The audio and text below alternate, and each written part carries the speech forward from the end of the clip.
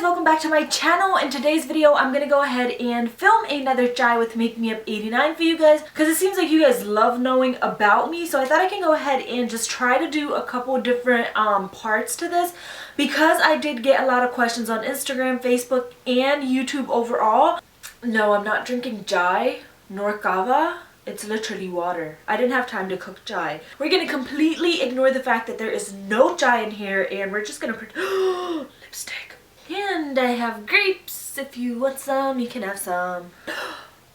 I've just realized I've never done like a remedy using grapes. I'm gonna be on my A game for you guys. Anyways, apart from all that, I do want to go ahead and answer as many questions as I possibly can for you. I also want to know if you guys like extended answers the way I normally do them, or if you guys are just like quick yes and no, one word, two word answers. I just feel like if I talk a little more, it's just more personal. So just let me know what you guys like in the comments down below, and I'll just try to film it for you guys the way you want it, because I don't want to I feel like I'm talking too much now. I don't want to like overdo my chai with Makemeup89s. So just let me know what you like, what you don't like about it. And I thought about it. I think I should try to do this at least once a month.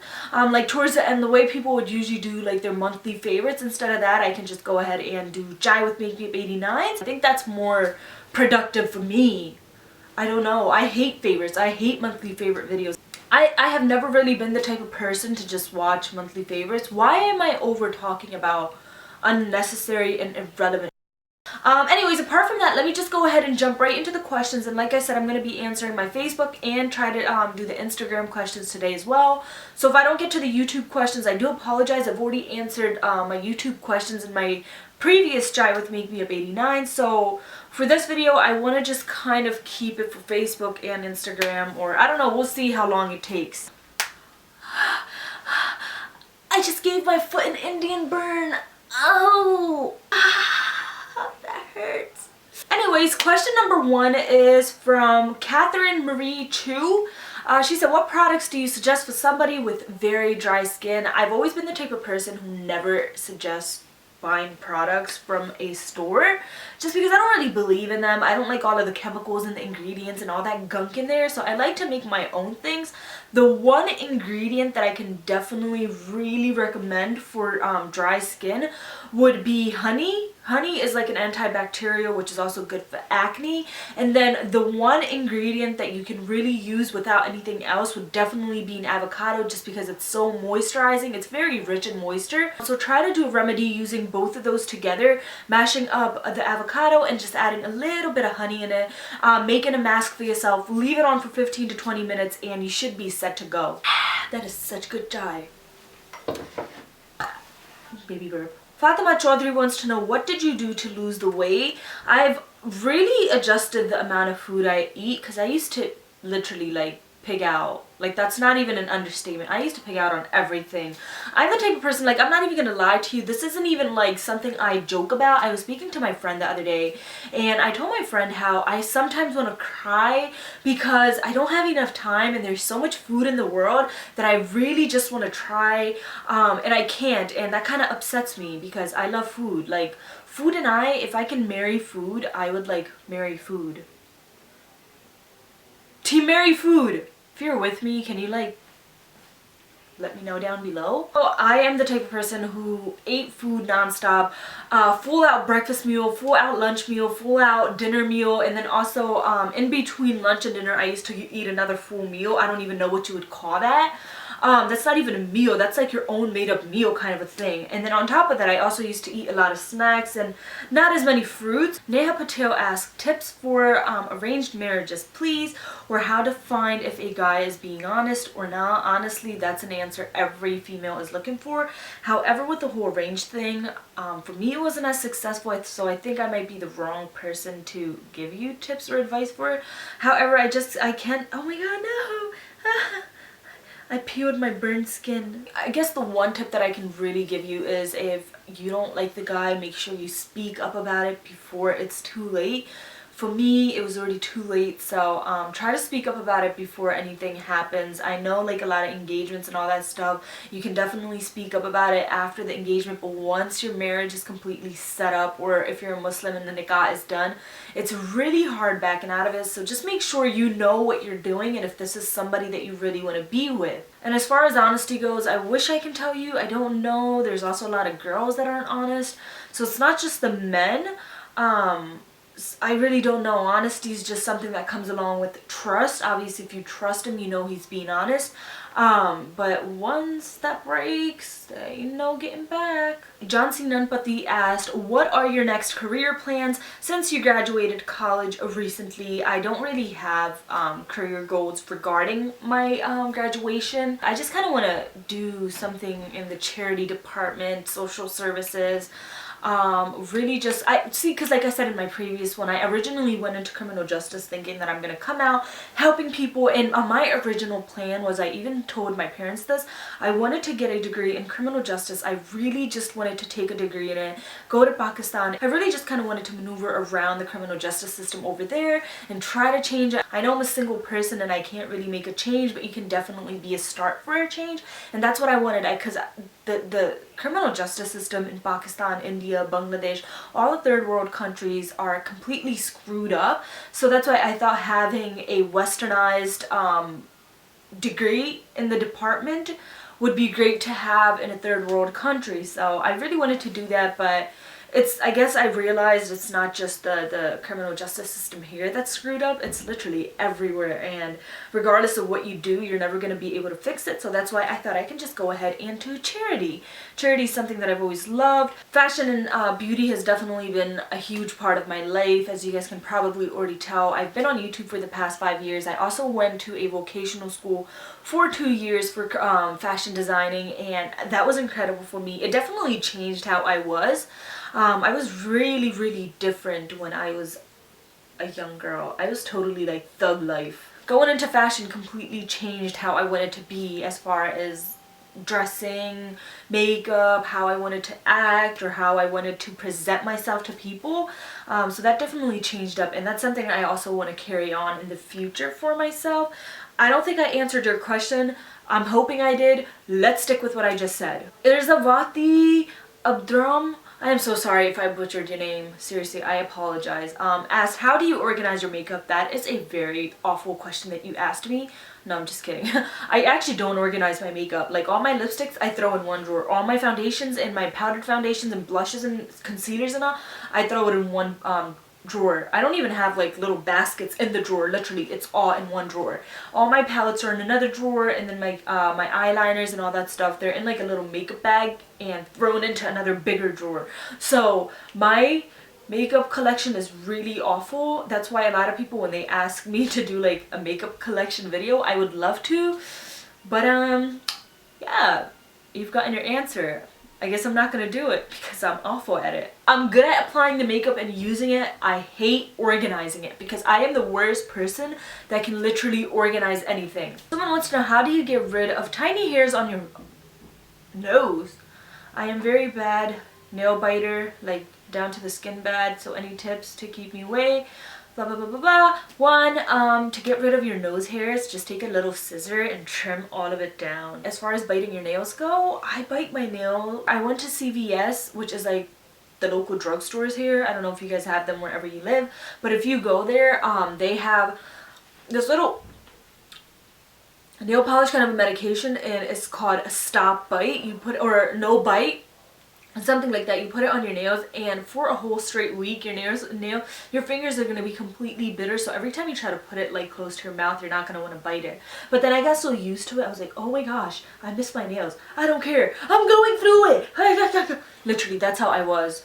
That's not even a joke. Hannah Rose wants to know how to enjoy life so you won't have regrets in the end. Just do you. Don't listen to anybody else, because I know The one thing that people regret in life is listening to what other people have said to you, the negativity and all that stuff. So just completely avoid any negativity that you hear from people, because it's really not going to help you. It's going to weigh you down, and it's going to prevent you from doing some things that you may want to do. It takes up a lot of the time because you're constantly thinking about the negativity, and it really stresses you out. It depresses you. So I would highly recommend stop listening to people and just do you. Enjoy life as much as you possibly can. So make sure you don't drift away from who you really are and who you should be in the time that you are trying to enjoy life. Tanya Islam wants to know, Makeup Geek or MAC eyeshadows? I have never used Makeup Geek, however I have used MAC eyeshadows, and I would like to say MAC eyeshadows. I hope you like my beanie. I tried something new for you guys. Like, I've never wore this. It's just a regular beanie. Like, you can't, there you go. This hair. So yeah, I tried something new for you guys with my hair. I have like 2 little braids. I even swiped my hair. So, Prayatna wants to know, did you have self-esteem issues? If yes, how did you deal with it? And what is your advice to girls with low self-esteem who are trying to gain confidence and feel better about themselves?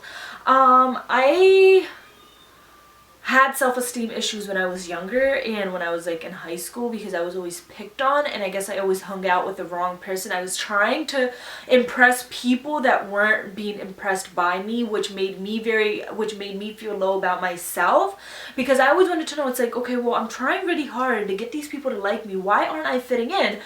Which definitely like boosted my confidence down a lot. And after just going into college and being introduced to a lot of people that were very similar to me and becoming friends with people that appreciated me, just helped boost my self-esteem up and my confidence up, and I became an extrovert. When I started going to college, I started talking to a lot of people, I started hanging out with a lot of people, which also helped with my self-esteem and confidence issues that I had back then. And also another biggest I guess booster in my my confidence and self-esteem is definitely you guys. Before I actually started YouTube, I was very shy. I remember my first YouTube video, which was in 2008, that I had to delete. I was literally like, I don't know, very shy. Like I remember the day. I remember exactly what I had on too. I had on like this tan dress with like purple designs, and I didn't have a green scarf, but I wanted to do a Tinkerbell look, so I took my sister's green scarf, wrapped it around myself, and then pinned it in the front, which looked really awful. So I pretty much draped myself, and I started doing the makeup look, and the whole time I'm like, yeah, so you're gonna take this green and apply it on the eye, like right here. So I was very shy and I didn't really know how to talk, but I guess over time, just talking to you guys, getting your approvals for certain videos, certain ideas that I have, and also just getting the support and love that I get from you guys definitely helped in building my self-confidence and self-esteem. So I guess my biggest advice is try to find people that appreciate you rather than trying to go for a group of people that will never be impressed by you. Always go for something that's already accepting you, something that you know you're good at. Try to avoid something that's never meant for you. And I'm not trying to say that in a rude way whatsoever. You should definitely try different new things. However, if a certain group of people are not accepting you, get rid of them. Literally, it's not they're gonna get rid of you, it's you get rid of them because you don't need them, and just try to find people that accept you for who you are. I feel like Dr. Phil. Zaini2747 asked, what is your favorite Pakistani dish, food? What is one Pakistani desi thing you can't live without? Let me break this down for ya. Pakistani food is definitely biryani, pindi, saag, dal, halim. I want halim right now. Samosa chaat, dahi bade, raita. My mouth is watery. Salan, tikka, chicken tikka, rasmalai, kulfi, dal. I already said dal. Nimco. Nimco is really good. It's like a snack. Nimco is a snack for those of you who don't know. Pakode, veggie pakode, aloo pakode. Oh my god, chicken pakode. I want everything right now. I literally am in love with any kind of Pakistani desi food. I recently learned how to make halwa from my mom. I made a video for her channel. I made it. I made the halwa. So you guys can go ahead and check it out. I'll link it down below if I remember. Hopefully I'm gonna remember, but I'll link it down below. You can check it out. I made it. It's so yummy and super easy to make. Literally it takes like 10 minutes and your whole family would be impressed by you. So yeah, I made that. What else do I like? I like the Desi version of a fruit chaat, because I know American fruit chaats are a lot different than the fruit chaats of Pakistanis and Indians, because like Pakistani Indian fruit chaats, like they have like that chaat masala thing that makes fruit chaat smell like fart, but it's like hella good. I'm gonna have to go with my whole culture just because it's beautiful. I feel like our culture is just so vibrant and so amazing, and like I said in my previous video, the Pakistani culture, Indian cultures, they're really, I guess, underestimated. Go away before people see you, little orb. I know somebody was gonna say something, that's why I had to get rid of it. So I guess like the Pakistani culture and Indian culture, they're just so vibrant, and a lot of time people completely underestimate it and just say, oh, they smell, or oh, they smell like curry, oh my gosh, all they eat is curry. We're way more than curry people. We're all about foods, fashion, culture, color, sceneries. Literally, like, if I can show you my imagination, not even my imagination, if I can show you what I see like in Pakistan, I think you would completely fall in love with it, because it's just so different than the westernized world. Like literally what you see here is nothing compared to what you see over there, and I know it can be dirty and dusty, but at the end of the day, that's the whole beauty of it, because that's something you don't see here. It's not normal to see here. I was also looking at this video for New York's 14 August video. It was like a 14 August kind of a meta thing, and they had like these little fences, like police barking, police like they had the police blocking fence, and people were behind that. In Pakistan, you wouldn't need that. You can roam around on the streets without like having police saying anything to you, which I think is pretty awesome. The flexibility and the freedom that people have over there, specifically maybe not females and certain things that you can do, but just like the way the government provides the freedom of no cops when you are driving a certain way, or I don't know, it's just amazing. It's just everything about it. And then I'm from a village. I'm not from a city in Pakistan. I'm from a village, so I guess you could say like I'm a country girl. So having like the farms and I guess we call it the pates. I don't know what people in Urdu would call it. Khet. There you go, the cats and all that. Like it's just so amazing, like being able to walk through it, see it, the smell of it, it's just so incredible, and it's just not noisy. It's just so relaxing. It's really detoxicating for those of you that would ever want to go to Pakistan or India or even Kashmir, Bangladesh, anything. Definitely go for the experience of it, because that's an experience that you cannot find anywhere else. Just like me coming to America, I will not be able to find the American experience in Pakistan. The same goes for Pakistan. It's vice versa, and it's really amazing. I know a lot of the medias portray Pakistan as a bad place. Yeah, it may be bad. There are a lot of bad things that go on, but at the end of the day, have you seen what goes on in America? The whole police society, everything that's going on, the shootings, the killings, the incarcerations, it's just really, really bad. So I try to like stay away from that, and I don't know, like there's beauty in every culture, in every country, but personally for me, home is home, which is Pakistan, and obviously I'm gonna find a lot of beauty in Pakistan. And that's no offense to anybody. Just like an American would say, okay, well, there's a lot of beauty in America, or a British person would say, okay, well, there's a lot of beauty in England or the UK or anything like that. It's just the same for me. Alumnas wants to know, how are you just so amazing? I love you too. Manur906 said, what is your background? I am originally from Pakistan, came to America when I was at the age of 5, and my grandparents on my mom's side, they have a little Chinese in them, and my dad's side, with my dad's grandfather, my dad's dad was Indian before the whole partition. He was actually Hindu as well. He converted to Islam. His whole family kind of migrated over to India, left all the land and everything for him in Pakistan, so he completely separated himself from the family. So he left his family to start a new family for himself. I guess you could say I have like Indian blood, Chinese blood, but I'm majorly Pakistani, because that's where I was born, that's where my parents were born as well. Amid Arshad wants to know, how do you deal with the fact that in Muslim culture you can't do certain things? Well, Muslims are a part of Islam, which isn't a culture, which is religion. Islam doesn't prevent you from doing a lot of things. I guess the only things that they really prevent people from doing is just drinking, sex before premarital sex, which I think goes in every religion. It's not just Islam, and I think every religion has certain rules and regulations just to benefit the person themselves. So I don't have a problem with that at all, because I know it's just only to benefit me. It's to look out for me, my religion. For me, I guess in a way, you can say religion for everybody is like a hero. If you follow it, you're always going to be protected and prevented from any unnecessary drama or unnecessary hardship that you're going to be going through. I look at religion this way: the more rules you follow, the stronger your hero is. The less rules you follow, the weaker your hero is. I'm not trying, like, please don't get offended by that. This is just my way of thinking. As far as culture goes, cultures now, on the other hand, definitely prevent people from doing certain things. I'm not really sad about certain things that I can't do. I guess more so it's like for us, in my culture, my community, like the Pakistani Pashtun community, females aren't allowed to do certain things. Like, for example, me having a YouTube channel, for a lot of people was a big issue. A lot of people hated it.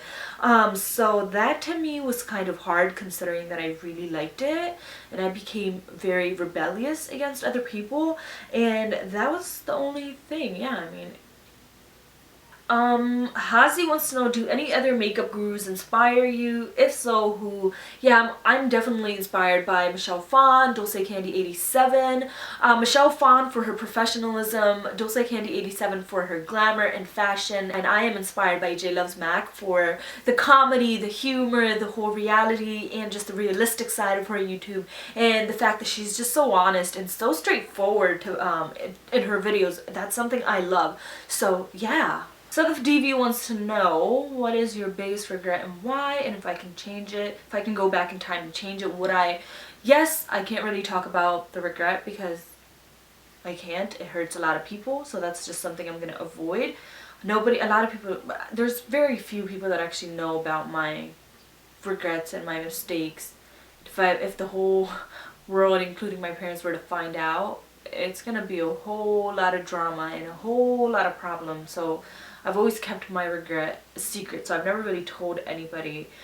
She said, who do you miss the most? Definitely my grandparents. I would love to see them. I didn't get to see them since I moved to Pakistan, since I moved to America, and then they passed away, so I never really got a chance to see them. And if I can just get one day with them and see them again, I would love that. She's also asked, if I was stranded on an island, what 3 items would I have taken with me? This is something really hard for me to decide, because I'm into fashion and makeup, but at the same time, if I'm the only one on the island, I can walk around butt naked. Plus, there's no one to impress, so I wouldn't really care for makeup. I would like my iPod, because I have a good collection of music that I actually like. I wouldn't care about time, because what the hell am I going to do knowing the time? Like, it doesn't... No, actually, it would be nice to have a time, because I'd have to do 5 times namaz. And if I have a watch, I'd know exactly what time it is, what time I need to pray and all that stuff. So, yeah. And the last thing I would like to have is an unlimited supply of my favorite snack. Pop-Tarts. Chocolate fudge Pop-Tarts. In my opinion, what defines me? Seth Fossil wants to know, in my opinion, what defines me? Me and my friend have really spoken about this, and in no way, shape, or form am I trying to up myself, or I am trying to be conceited or have a lot of pride or anything. But I guess I can say, a lot of you guys may not know this about me, but the closer friends that I have would say and define me, and I think in a way I would also define myself the same way. Noble, elegant, and eloquent. Those 3 things define me. And then also dark. Like, I don't know, dark, because I'm a very dark, vampy person when it comes to my personality. How I am with romance and love, and just the way I think, and how I want to see the world. And not saying that I want to see the world in a very dark, scary, dungeon-like kind of a place, but it's the way I view certain things. So yeah. Kylie Stay Party, I'm sorry if I butchered your name too, asked me, what do I enjoy waking up to? Nothing, because I absolutely hate waking up.